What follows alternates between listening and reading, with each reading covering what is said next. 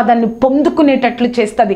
ఏ యొక్క అసూయ ఉండకూడదండి. వేరే వారు హెచ్చింపబడుతున్నప్పుడు, వేరే వారు సంతోషంగా ఉన్నప్పుడు, ఒక ఆర్థికంగా, ఒక ఆస్తి విషయంలో కానీ, ఆరోగ్య విషయంలో కానీ, ఆత్మీయ విషయంలో కానీ మనకంటే ముందున్న వారిని నువ్వు అసూయ పడకుండా ఉంటావా, దేవుడు నిన్ను యోబులాగా గొప్పగా ఆశీర్వదిస్తారు. ఒక అసూయ, ఒక ద్వేషము, ఒక విషపు చూపు లేని హృదయాన్ని, జీవితాన్ని మన క్రియల ద్వారా ఇతరుల ఎడల మనం చూపించి, మనం చెప్పుకోవడమే కాదు, దేవుడు కూడా మనల్ని బట్టి సంతోషించే జీవితాన్ని మనం జీవిద్దాం.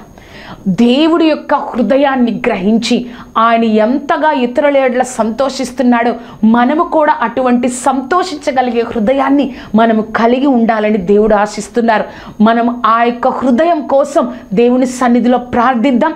దేవుడు తప్పక మిమ్మును, మీ కుటుంబంను ఆశీర్వదించును గాక. Amen, amen, amen.